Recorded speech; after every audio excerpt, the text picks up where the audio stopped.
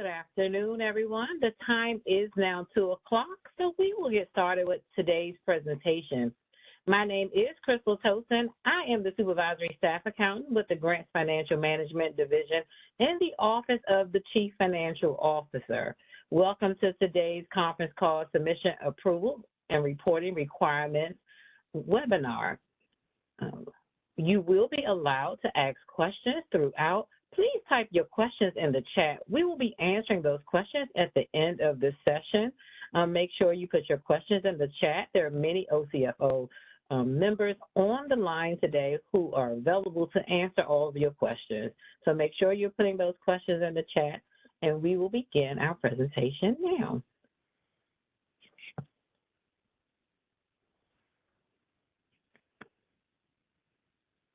So why do we have a conference call submission requirement? Well, there is a conference call policy. Next slide. You'll see that this policy was developed by the Maine Justice Department. It is policy number 1405.03. This is the reason that we have this policy. This policy really is just to eliminate the unnecessary and wasteful spending. As you know, next slide, we are responsible for federal dollars, which means that we have to ensure stewardship over federal funds. It is very, very important that every time you have a conference, that we are meeting the department's core mission, that we are supporting the mission of the Department of Justice. Next slide.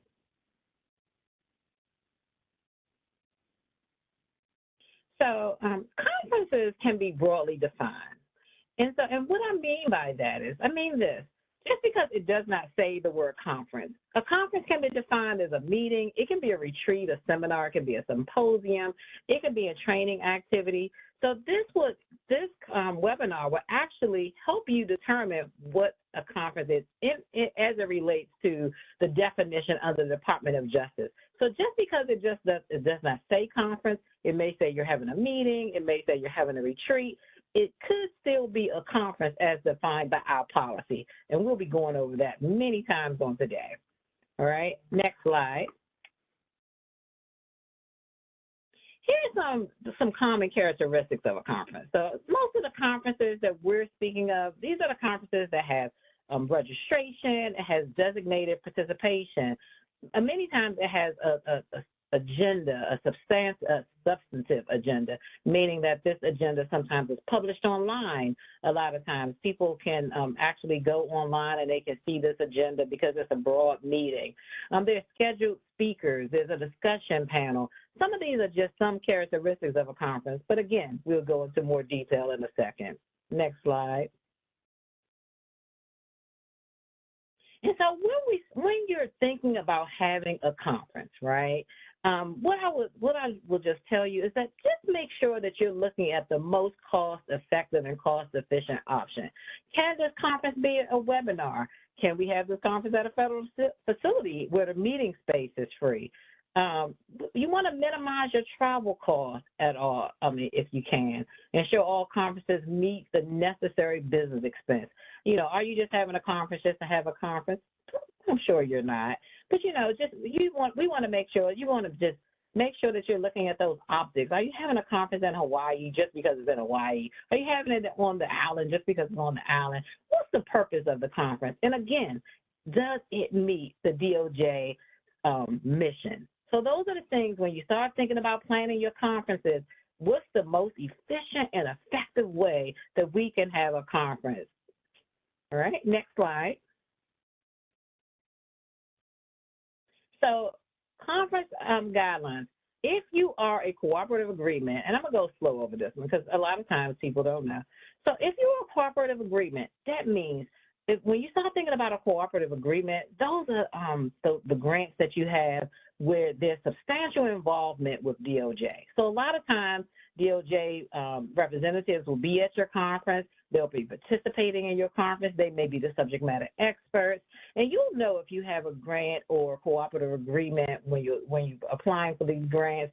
Does DOJ have substantial involvement? So if that is the case, if you have a cooperative agreement, you must receive DOJ written prior approval prior to having a conference. This is very, very important. You cannot have a conference unless you have written prior approval if you are a cooperative agreement.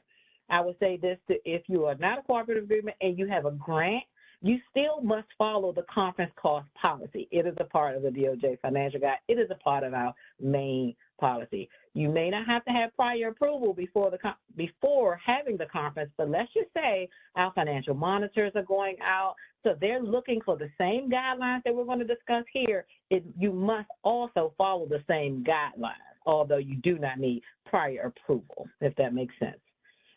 If you do not have prior approval from DOJ to have your conference, you must cancel your event, okay? All right, next slide. So it's very, very important. The timelines are very important. If your conference is $100,000 or less, you have 90 calendar days to submit your conference submission form. If it is over $100,000, you have 120 calendar days to submit that submission form. And I want to clarify this. So in submitting the submission form, and when we say 90 calendar days, 120 calendar days, it's just not, it just does not refer to the conference cost date. It could be 90 days in advance of you signing the contract for the hotel, 120 days in advance of you signing the contract for the hotel.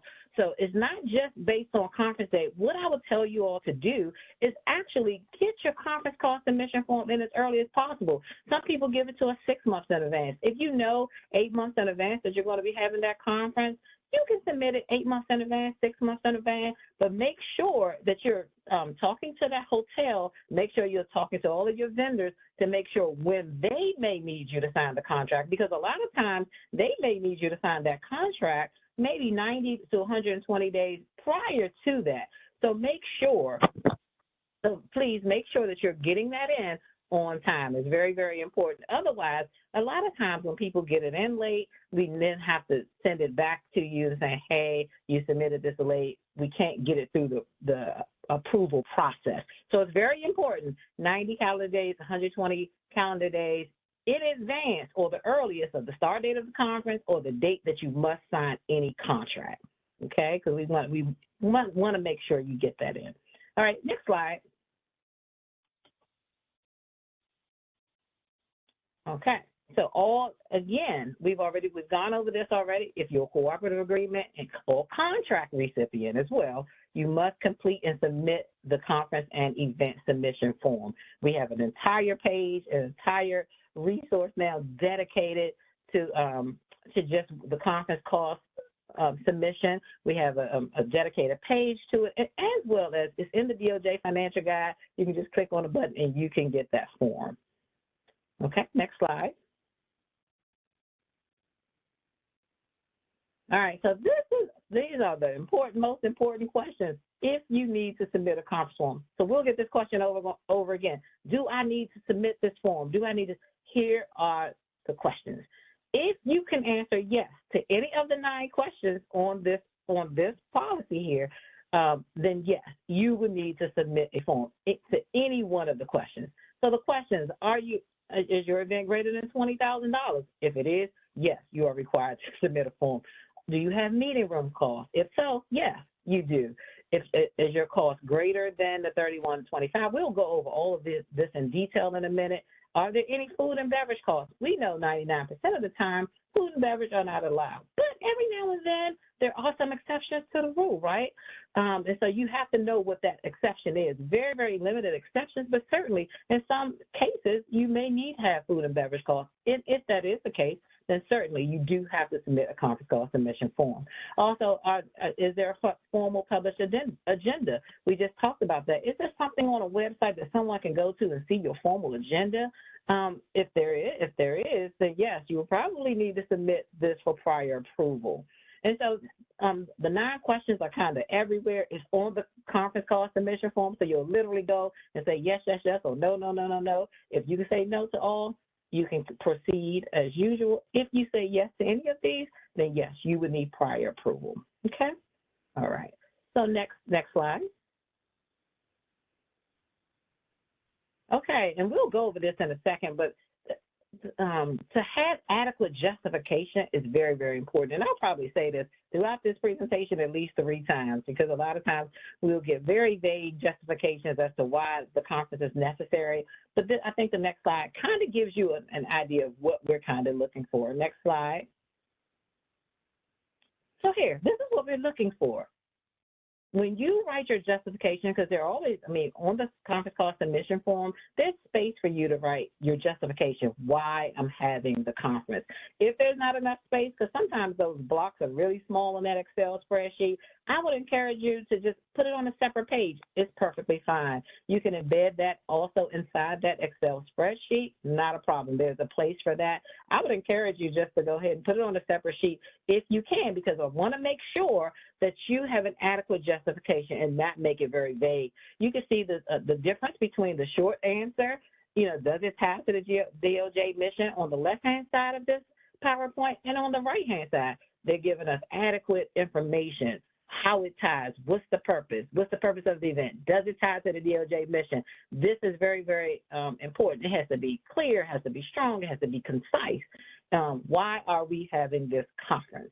And so just make sure that justification is strong, and make sure it ties to the OJP mission. And I'll probably say that again and again and again throughout this presentation. All right, next slide.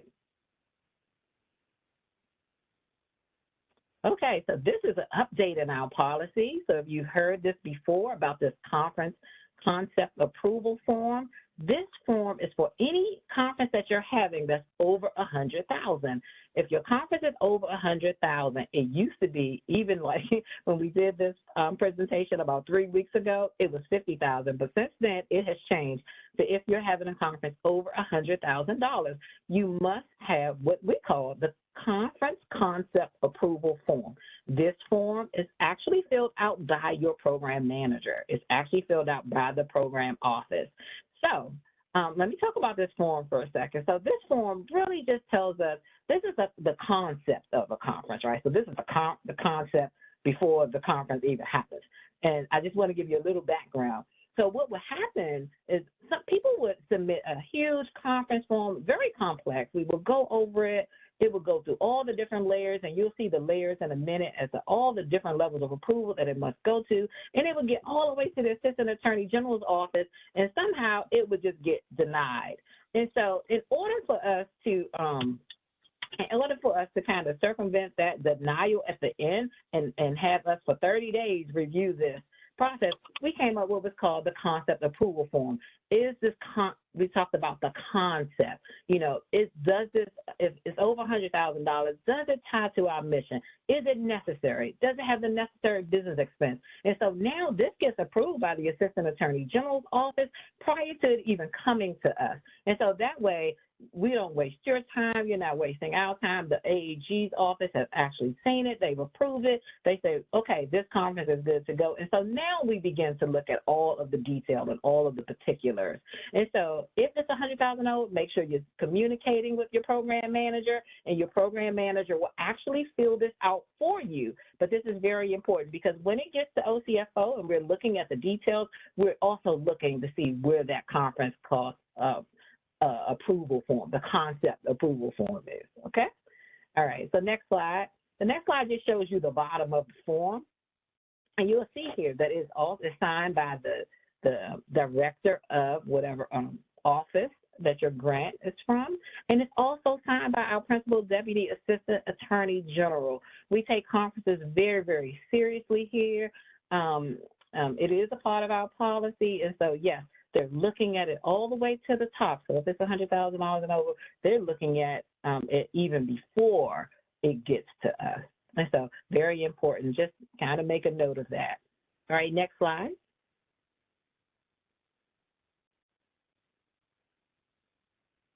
So it's very important, and a lot of people ask this. It's very important. A lot of people ask, well, we submitted our budget, and our budget was approved, and we got this memo saying OCFO has approved your budget. There are no budget issues. You're good to go. You can start spending. However, there are conditions in there, and there's so many conditions, trust and believe, so you may miss this one. So that's why we're pointing this out. There's a special condition in there for you, your cooperative agreement or contract recipient that states the approval of your budget does not mean that your conference is approved. The conference is separate. We have to now take that and look at it separately. So what we'll say is that so what we'll typically say is that just because we approve this budget does not mean that your conference is approved. This is a separate process, guys. And I know it's sometimes very tedious, very detailed. It's a very detailed form, and I get it. But just make sure you know that just because we approve it, your budget does not mean that we've approved your conference. It is a separate process. That's all this is saying here. Next slide.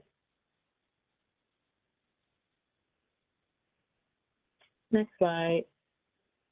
So this is talking about, so this is really talking about, this is just giving you a glimpse actually of our timeline.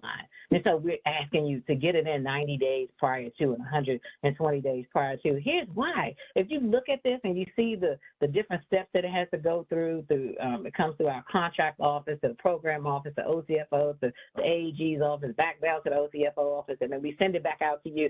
It takes us about 30 days for this to get through the process. And that's if everything is great, right? So if you have some issues and we're questioning some things, so this doesn't even take an effect those 30 days. Sometimes we have to send it back and say, I don't understand some things, it's not clear. And so on a great day, if everything is right, let's just say, it may take us about 30 days for it to get through the process, right? And so that's why it's so important that you get it in on time. Get it in advance, 3-4 months, way before you're going to have that conference, because we just wanted to show you this so you can see all the steps it takes to get through that process. And so this is why it's important to get it in on time. Okay, next slide.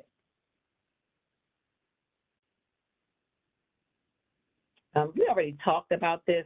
So, but one of the things I really want to point out is just that there are no expedited reviews. I know everyone wants an expedited review. They submit these conferences and they say, can you please just expedite this because the hotel is waiting on us to sign the contract. Oh, we're going to lose the conference because we have to sign the contract. And that's why we're telling you, like, in advance of that contract, in advance of you signing that contract, make sure, even if your conference is in September, but the contract needs to be signed in August, you're looking at that August date before your 90 days, because we want to make sure we get it through the process. And so that's why it's important to make sure you know when you have to sign all of those contracts, because unfortunately, there are no expedited process. When they come in, we review them as soon as they come in first. Then we serve you first, whoever gets them in first. And sometimes people do get them in early because they have to sign the contract like 4 months in advance. So we don't want to kind of put theirs to the side to kind of review yours, because now you have to sign this contract within the next 30 days. No, please look at those dates and when you have to sign that contract, and so that you can get it to us on time. That's pretty much it for this slide. Next slide. And so there are 3 types of submissions, right? So there's a regular submission, and those are the ones, and we'll go over that in a second, just detail by detail, each line item and what it needs to look like. So this is just your regular standard request. You're having a conference, you're having meals, you're having incidentals, programmatic planning, all of those things that kind of add up to your conference. That's just your regular standard request. But we have also what's called a blanket request, right? So this blanket request is, let's just say, and I'm just going to give descriptions. So a blanket request is that conference that you may be doing maybe 4 times within a fiscal year. So let's just say you're doing this training over and over again, like we're doing this conference cost training monthly or sometimes every other month. It's the same training, right? But you just make a different audience many times. And so if you're going to be having the same training over and over again, and it's going to be within the same fiscal year, let's just say you're having 4 of them, you don't have to submit 4 regular standard requests. You can submit 1 request, and we call that the blanket request. And you just tell us on the form, this contains 4 trainings. They're all within the government fiscal year. And then all you have to do is add up the cost for just one of the trainings. That's it. and then you just tell us you're having it 4 times. We will ask, and then on that form also, you'll just put, I'm having it 1 in Maryland, I'm having 1 in D.C., I'm having 1 in Virginia, I'm having 1 in California, or maybe they're all the same place because they're all webinars. Whatever the case is you only have to submit it 1 time. The great thing I love about the blanket request, though, I must tell you, is that when you're doing the blanket request, when you're calculating your cost, for each category, you're going to put down the highest cost for each category. For instance, let's just say that you're having it in D.C., Maryland, and Virginia. In D.C., the lodging is greater in D.C., and it's $500. So for that particular one, I'm going to put lodging for D.C. at $500. But let's just say when you get to programmatic planning, for instance, I don't know, and is higher in Maryland, you're going to put the cost for Maryland. So whichever location gives you the highest result, that's what you're going to put on your blanket request form, because we don't need information from each particular city that you're going to have it in. We're only going to get it 1 time, but you're going to put the highest amount in each category. I hope that makes sense. Makes sense to me. All right. So, and the last one is called a combination request, right?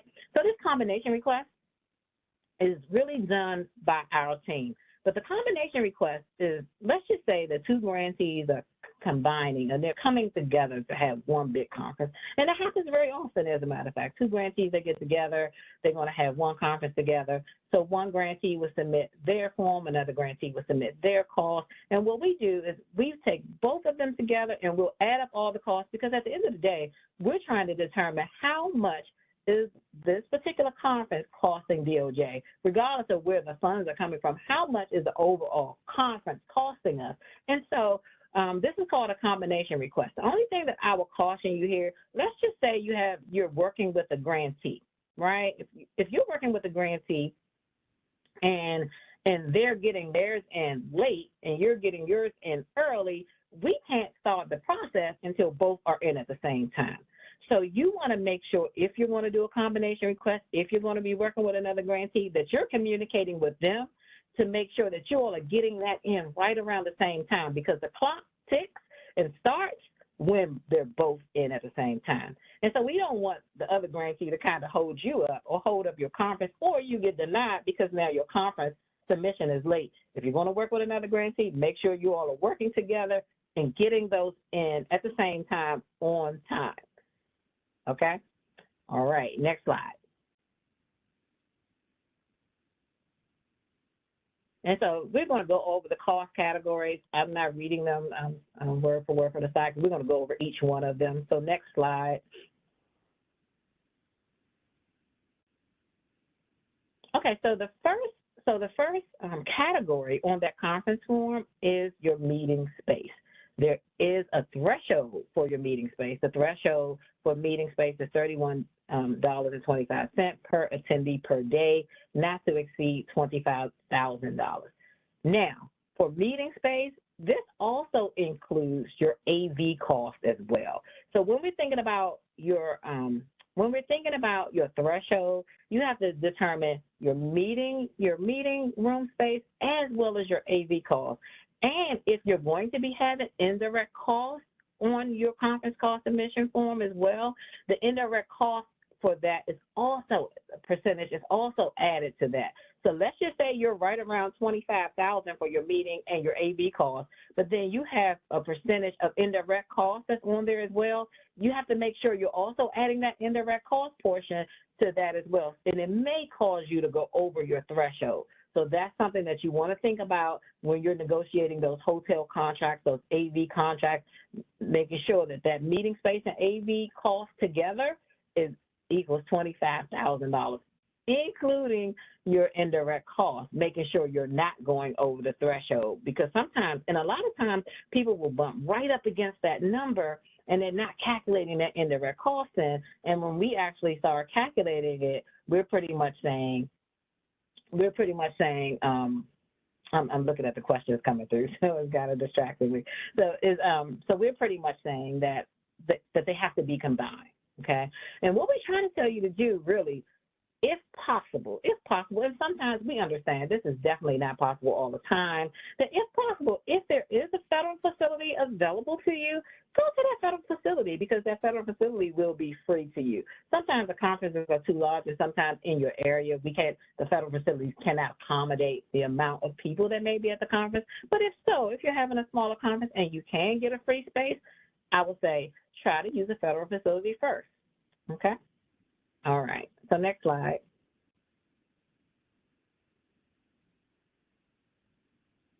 Okay. So meeting space. So this gets a little tricky. So cooperative agreements and federal procurement contracts should compare 3 or more facilities in a location, even if there's no cost site selected. Okay, so this gets very tricky. This is going to be a whole tongue twister here. So I'm going to slow down a little bit here. So no cost site selected. It makes no sense, right? If you just look at it, okay, there's no cost involved. So why do I have to now compare other facilities if there's no cost? And I'll tell you why. I'm just going to give you the example. So here's the example. The reason why you have to still give us a whole comparison analysis is because sometimes, you may have zero cost in meeting, but let's just say all of your recipients are in California and you're having the conference in DC now with a zero cost meeting, but it doesn't make sense because now you got to fly all of the people from California. Now they have to take flights and they have to come all the way to DC. So just because it's zero meeting space, if all the rest of the cost categories are now higher based on you selecting a zero site, we still may deny that because, one, if you had it in California, say, and then you could eliminate the travel costs, you can eliminate all of that. So you can eliminate $25,000 worth of costs, and then a meeting space may cost you $10,000. We're looking at the conference overall. So overall, your cost may be $10,000 as opposed to $25,000 if you fly everyone into a DC that has no meeting space. So that's why it's still important to basically still let us know, even if it's a zero facility, make sure that you compare facilities everywhere because we're looking at this conference as a whole, not just if this meeting space is free, because everything else could be higher, and then the total conference could be much higher. So if that all makes sense, hopefully that makes sense. And then also, so when you're looking at meeting space, we'll go over that in a second. I'll give my I'll take a rest here. So go to the next slide.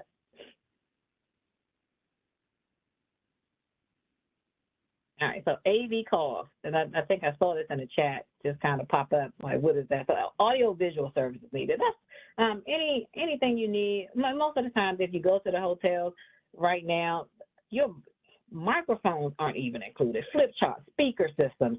I don't know if you've ever had a conference, if you've ever had a meeting, even a party, for instance. If you go to a hotel, they want to charge you for every single thing.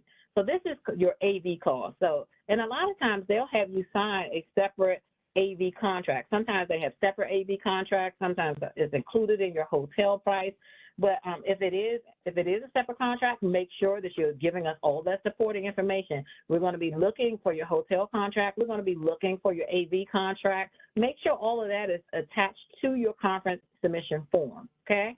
So that's all, yeah, and again, that threshold is combined with meeting room and your AV cost is both combined, okay? And that includes also your indirect as well. Okay, next slide. Printing and distribution, the only thing that I would say here is for printing and distribution is make sure, sometimes you just want to maximize your usage, right? In other words, we just want to be efficient here. Can you print on both sides of the paper? Is it going to be cheaper to do black and white copies as opposed to color copies? Is it cheaper? Now they have QR codes. Now you can we had a conference recently that people are bringing their laptops and all of the material are now on the computer. We email it out earlier, so people bring it with them. What's going to minimize your cost? What's going to be most efficient here? And so that's, and just be very specific in your printing and distribution. A lot of times, and we'll go over this on the top 10 reasons that we sometimes send them back. It's just not a lot of detail here. There's just say 1,000 copies, 1,000 copies of what? for what? Is it for the program? Is it for the agenda? Can the agenda be online? Can the agenda, just be on the computer? I don't know, but whatever it is, and sometimes, you do have to print sometimes, but just make sure you're very specific and you're very detailed in this category so that we don't have to send it back to you. Okay? All right. Next slide. M&IE, this is your meals and your incidentals. Make sure that you're using the GSA.gov rate. These are estimated costs, of course. If you're going to be using those rates, make sure that for lodging, and this is a big one, actually, lodging. So lodging costs, let's just say you're using the GSA rate, you don't have your own travel policy, and you can use your own travel policy if you have it. But if you're using the GSA.gov rate, let's just say, for instance, that lodging is $200 for this area. So lodging per night is $200, and you get the hotel, and a lot of times it'll be $200, but they'll have astronomical taxes, right? It's a room tax, it's a service tax, it's this tax, it's that tax. Perfectly fine. Just break it down for us. Let's just say that the room rate is $200, but then all the extra taxes that they tacked on to this room is extra. That's absolutely fine. Just let us know in the details, because if you say it's $300, but it's over that GSA rate because we're checking the rate, we're going to send it back and say, hey, this is excessive, this is too much. But just let us know. Just break it down. Say $200 lodging, and then the $100 extra is for all of the service charges and the taxes that goes along with it. Okay, a lot of times you can, if you talk to the hotels, whoever's doing your contract negotiations with those hotels, a lot of times you let them know that you have to stay within the per diem and the government rate per diem. A lot of times the hotels will work with you. If they do not, sometimes we've seen where program officers will give letter to the grantees and just letting the hotels know, basically, that you are conducting government business, because sometimes hotels, they'll say, well, you're not the government agency, but sometimes they're lenient. But if you're getting enough room blocks and things like that, whoever's negotiating that for you, sometimes, you just kind of talk to them very nicely and just say, hey, we're with the government, and we just want to block off their rate. And a lot of times they will work with you. All right, next slide.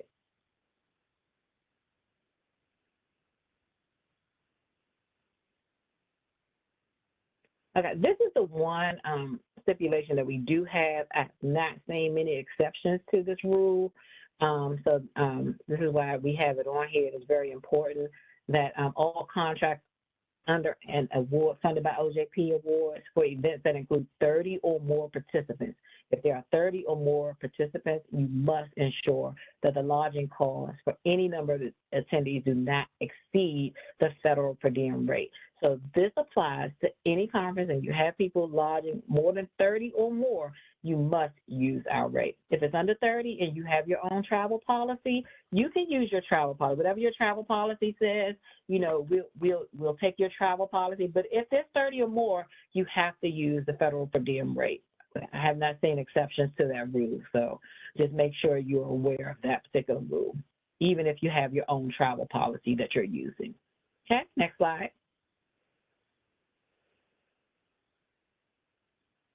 Transportation, the only thing I would point out here for transportation is when you're calculating that category, just make sure, if there are baggage fees involved, as if you're traveling by plane, train, automobile, many times if you're at the train, you're at the airport, there are baggage fees, right? And so make sure you're just calculating what those are there. A lot of times we'll send it back to grantees, and we don't like to send them back.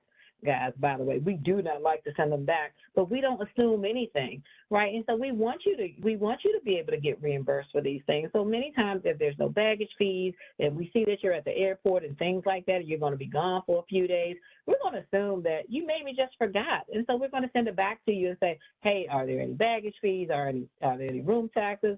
And so all of those things. So just make sure that when you're calculating those common carrier transportation costs, that you're just capturing every single thing, okay? That you're capturing those baggage fees as well. Okay. If DOJ attendees are going to attend, make sure that you're reaching out, that you're in communication with your program office, because we're going to have to also put those DOJ attendees costs on your conference call submission form as well.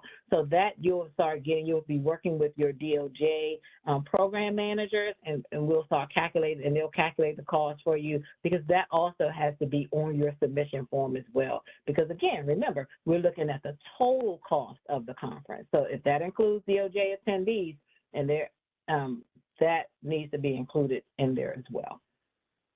Okay, next slide. Local transportation, again, we just talked about that. Airport parking fees, rental car mileage, all of that you can actually put on your conference call submission form. Again, we just need details. We just need it broken out, how many miles, what are you estimating from the airport to the hotel, to the conference, things like that. Just make sure everything is broken out. That's all. That's all we're asking here. Next slide. Okay, so the logistical planner. Okay, logistical planners are those people who are really, they're handling, and I should never say it, they're handling the logistics of the conference, right? You should never define a word with a word. So I'm saying logistics. They're handling the logistics. That means that they're behind the scenes kind of. They're handling registrations. They're making travel reservations. They're securing your rooms for you. They're making sure that the conference is running smoothly. Those are the people kind of most of the time behind the scenes, making sure that everything is going smoothly for you, okay?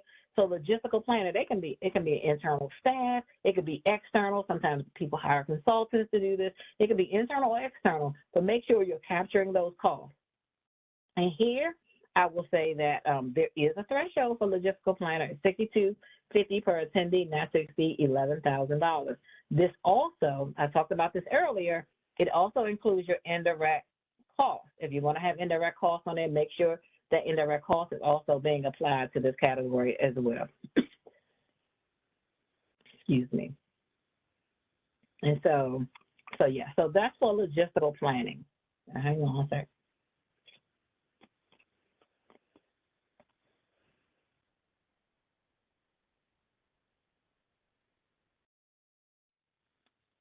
Sorry about that.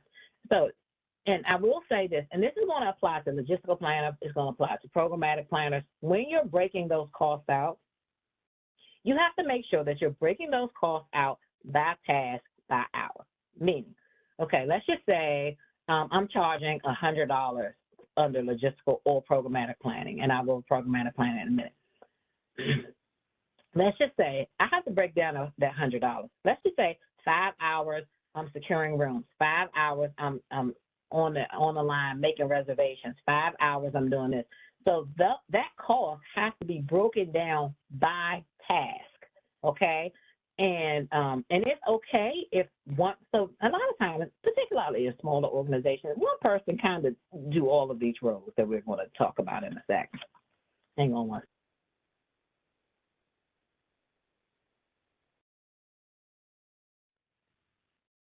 And it's perfectly fine that if one person is a logistical planner, programmatic planning, even a facilitator sometimes, what you have to make sure is you have to make sure that that person is under each category, right? Because sometimes, and because what we start to do is we look at the task, the actual task. So if one person, let's just say me, I'm actually planning the conference, I'm doing all these things behind the scenes, and I'm also the programmatic planner, which means that I'm developing the agenda, the conference agenda. I'm gathering all the subject matter experts together. I'm getting the content of the conference together.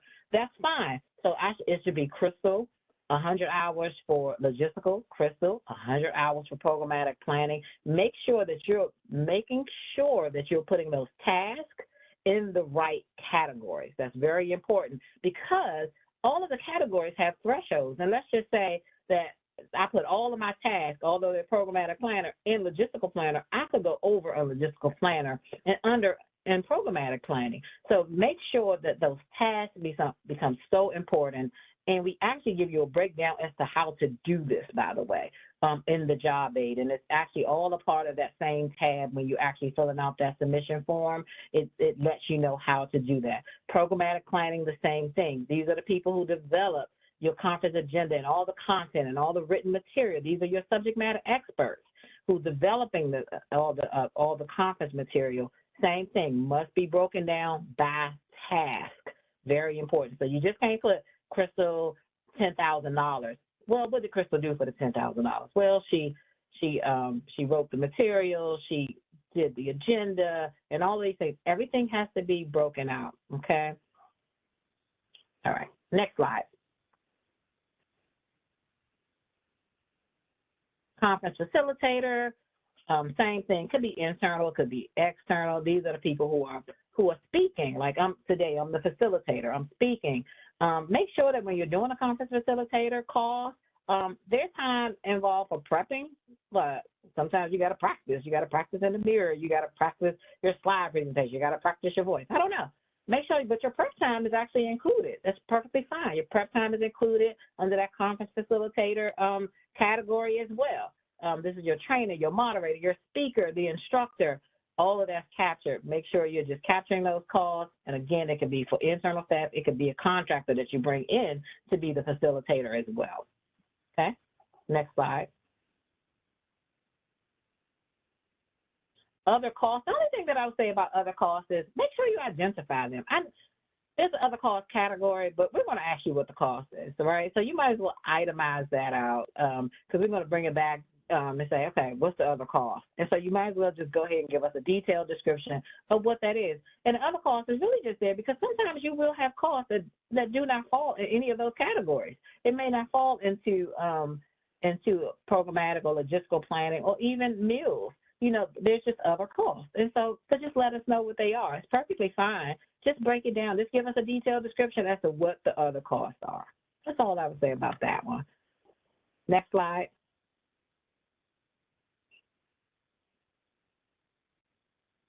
Indirect costs.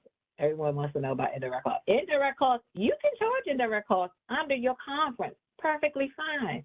The only thing that we would say about indirect costs is that the indirect cost rate agreement must be current. It must be a current agreement, and it must cover the period of the conference. Let's just say your conference is in September, but your indirect cost agreement ended in June, and you do not have a new negotiated rate. You cannot charge indirect costs on your conference cost submission form. Your conference is in September, it ended earlier, or you have an expired rate, we will not calculate that. We're actually looking for your current indirect cost. And it has to cover the period of that conference. If it expired prior to that, you cannot use it for that. All right, you can't use it for your conference if it's already expired and it doesn't cover that period. Next slide. Food and beverage. This is very important. Very important. Even if you come to DOJ, if you look at our agenda, on the agenda, it should say lunch on your own. We have to make that so perfectly clear, guys. I mean, it seems so trivial, right? But I tell you, we'll send it back. If it does not, if we look at your agenda and it gets down to lunch and it does not say lunch on your own, because we want to make sure that it's understood that we are not paying for food and for beverage. It is very, very important. We will send it back. It must be on your agenda. It must be on your agenda. Okay, again, there are very few exceptions to the rule. We do have a food and beverage policy. Just to give you just a quick example of maybe when, you know, we have some grantees that work with children, and sometimes, and if they're having a conference, they can't send the children off the campus, or they can't send the children off site to go get lunch. So food and beverage may be very well, it may be okay in that instance. There are very few instances where it's actually okay to have food and beverage, but 99% of the time it's not. And so we do say on the agenda, please put lunch on your own. Very, very important. We don't have any exceptions to this at all. All right.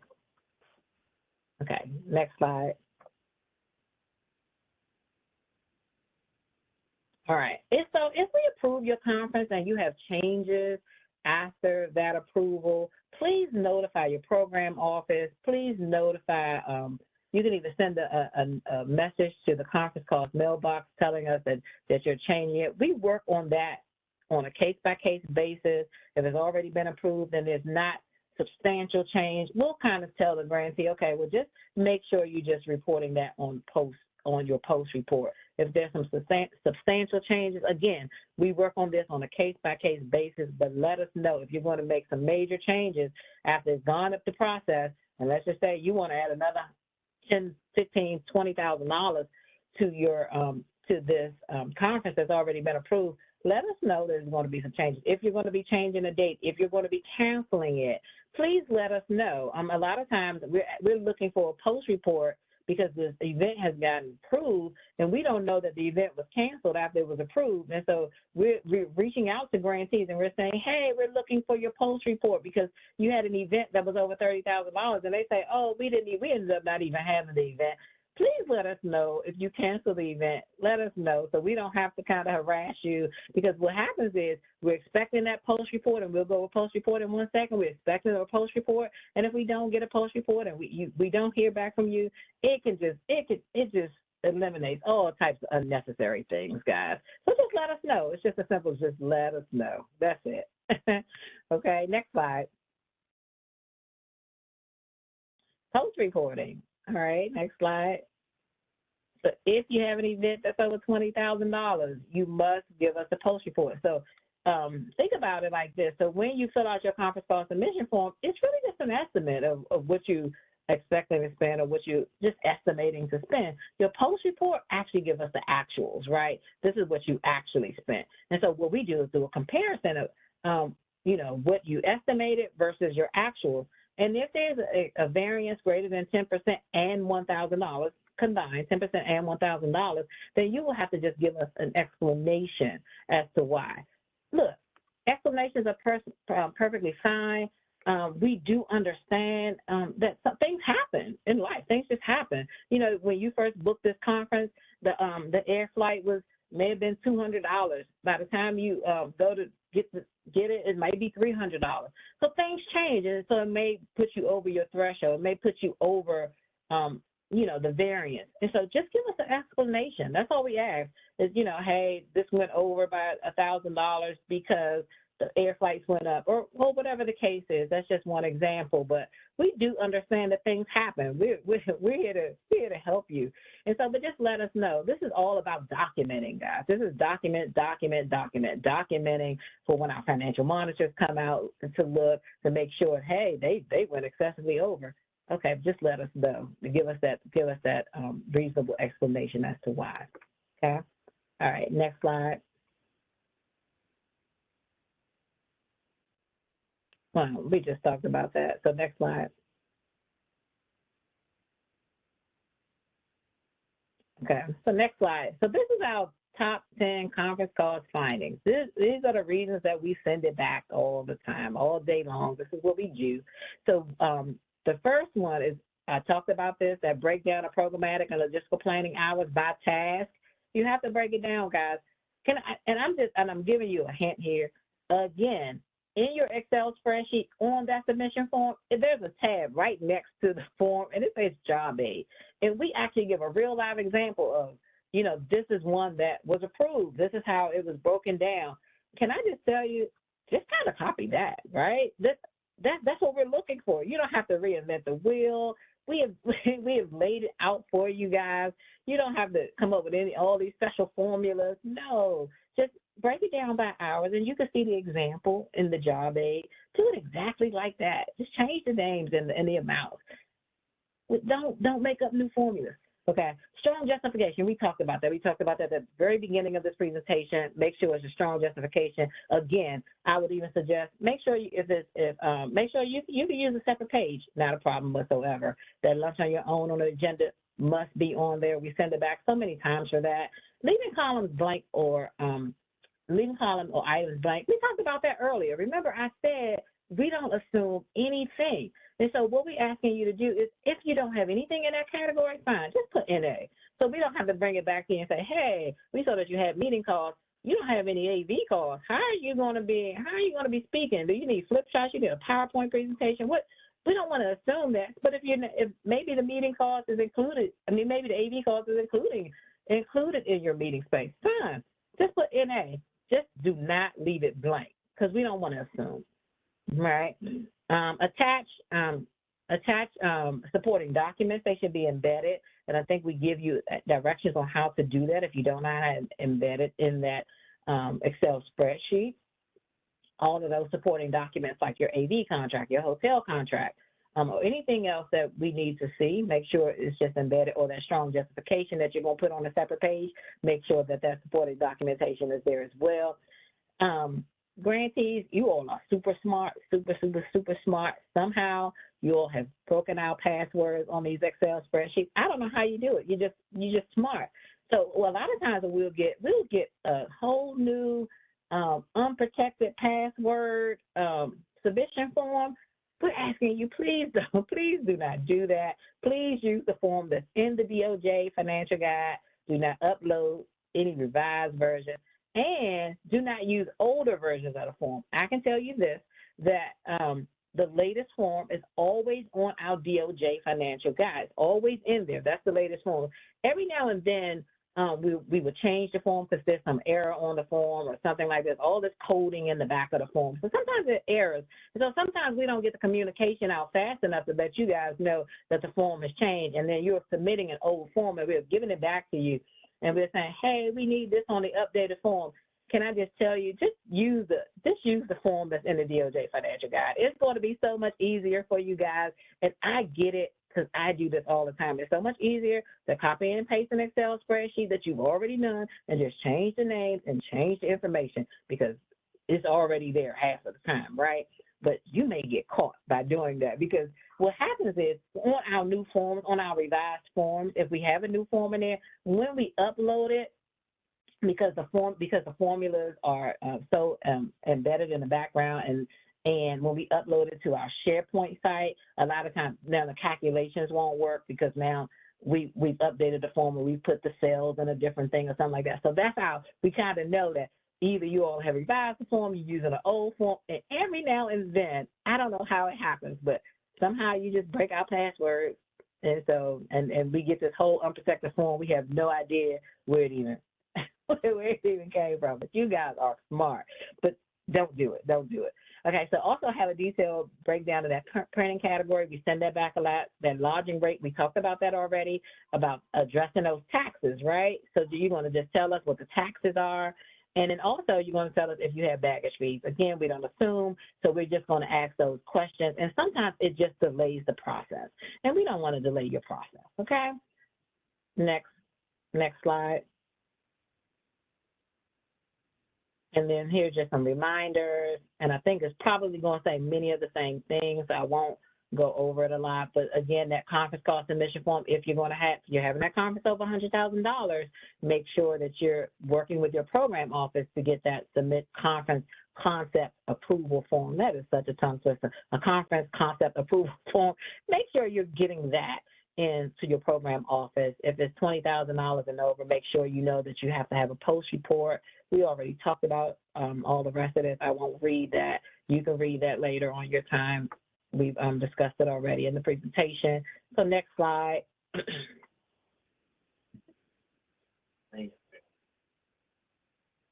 Again, avoid delays. Do not attempt to alter that submission form. Please, please, please don't attempt to do that. If you need any additional space, again, you can use that. You can use separate sheets of paper, perfectly fine. Don't leave those blank spaces. And sometimes, guys, guess what? You also have to have a current grant in place. If your grant expired on 9/30 and you didn't, and you don't have a project period extension, you don't have an extension for that, but it expired 9/30, but your conference is in October, we're going to send that back. So if you are extending that, make sure you have an approved project period extension, because you have to have a current active grant in place. It must cover that period that grant is in place in order for you to have your conference. And that happens every so often. People will just, so they don't have a current grant in place. Make sure you have a current grant in place. All right, next slide.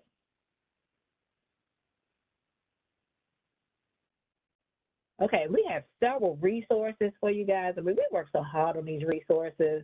So first we have, if you're going to be submitting a prior approval, we have, if you're with BJA, the program office, they have their own specific box, the BJA conference report box, and we have the email for you guys. I'm sure you already have these PowerPoint presentations. And also, if you're with any other program office, the SMART office, NIJ, BJS, OJJBP, you will be submitting to our regular OJP conference cost mailbox. And also, if you're going to be doing a post report, if you're required to post report, the post reporting mailbox has its own separate mailbox as well, and you'll have access to all of these as well. Next slide.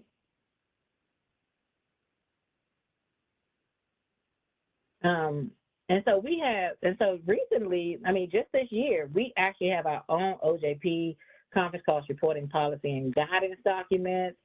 We have many documents for you guys. We have the webinar recordings on here, so you can go back if you missed something. You can go back and listen. We have the PowerPoint. We have the submission form, the job aids. We have FAQs. Anything we have tried to think about everything to make sure that you're successful in submitting your forms. It is all out there. Make sure you're using the federal travel regulation as well as the DOJ financial guide. There's a big section on the conference cost. There's also where you get your conference cost submission form as well. The food and beverage policy, if you must have it. So again, we do have the policy there as well.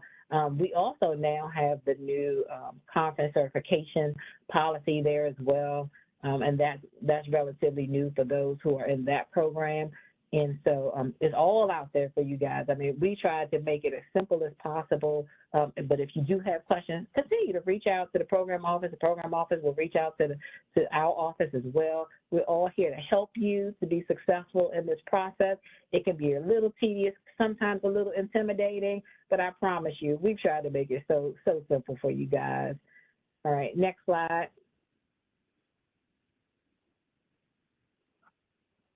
All right, and that brings us to our questions.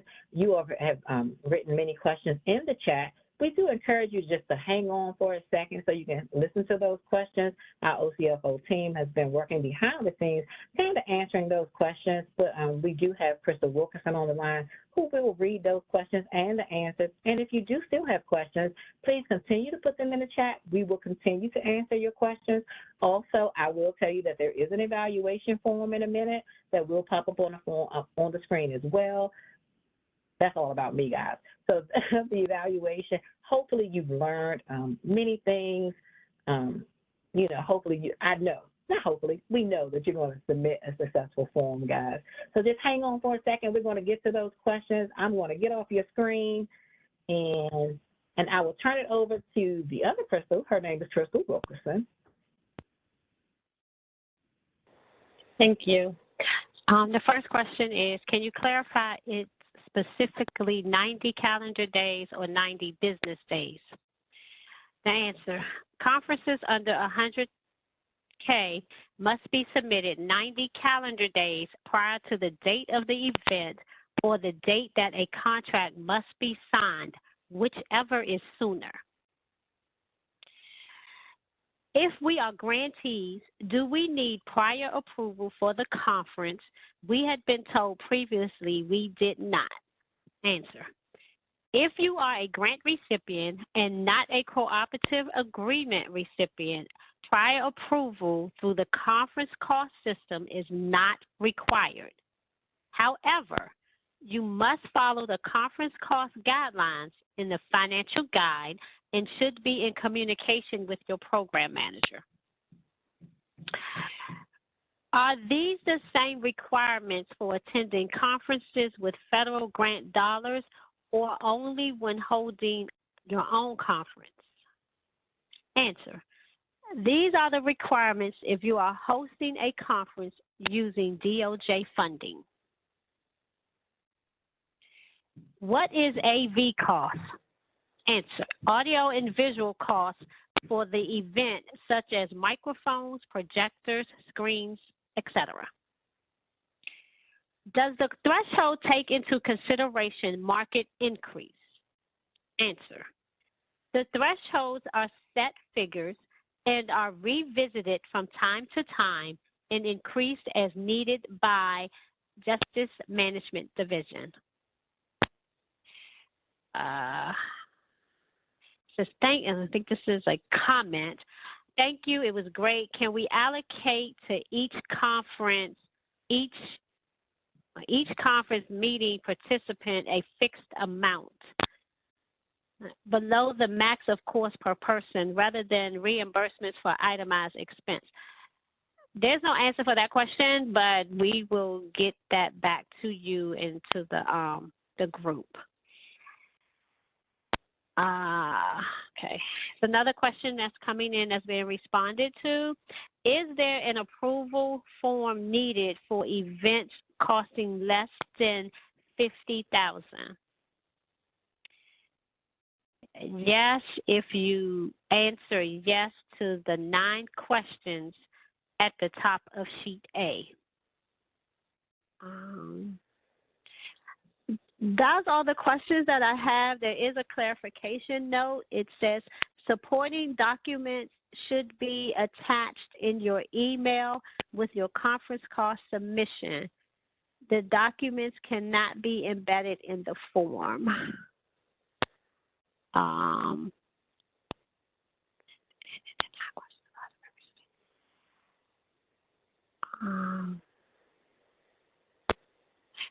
So that's all the questions that have come in thus far.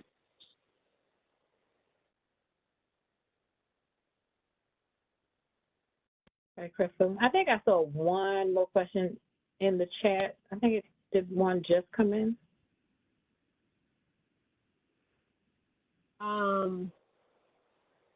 And the 9 questions apply to grant recipients, correct?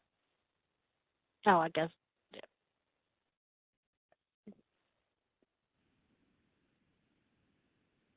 The 9 questions are for the contract recipients as well as cooperative agreement recipients. The 9 questions determine if you require prior approval for a conference, if you have to submit the form.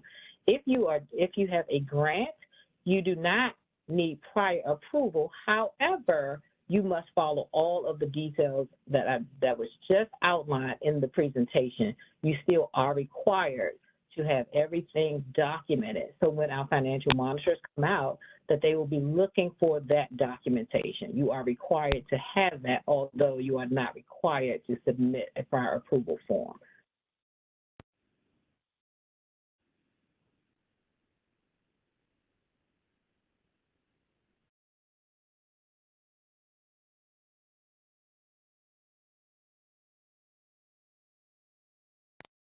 Yes, you will have access to the webinar. That is actually, this webinar has been recorded several times, but yes, the webinar is actually under that resource page that we spoke about under OJP, under the conference call section. You'll see the webinar. It's the same webinar. Yes, you have access to it.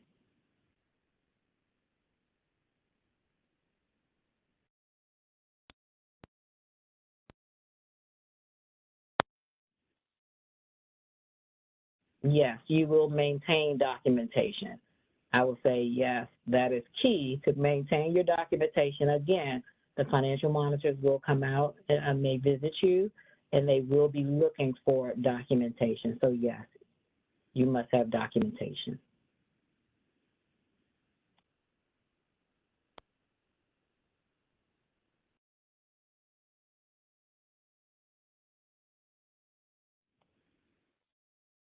Are there any other questions before we wrap up? Again, it's been a pleasure working with you all, and we are here again to support you in any way possible. Again, the evaluation survey is up for you guys, and just let us know any other trainings that you may need, any other ad hoc trainings that you may need. We are here to serve you and to make sure you are very successful.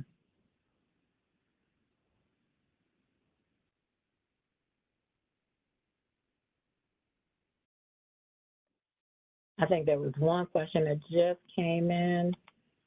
Now, let's see, we submitted a CCF that is less than 100,000. Now the threshold to submit is 100K. Can we proceed under the new rate and move forward with the next step in the conference process? That's a tricky question, but I would say that you can move forward in the conference process, Linda. I do have the one of the assistant CFOs on the line, so she may want to. But I would say yes, you can move forward with the process. It has changed in the last week or so. It has changed to $100,000, and so I would say yes. Please move forward with the next process if it's under $100,000. Or, I mean, I don't know where they are.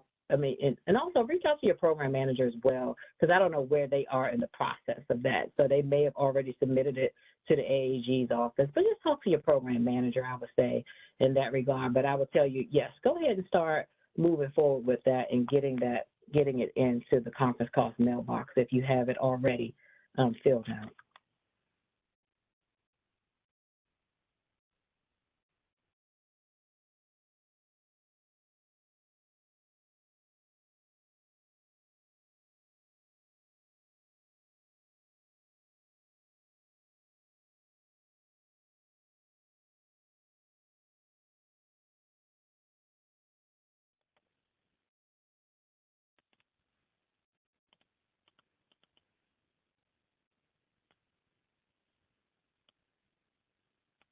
Okay.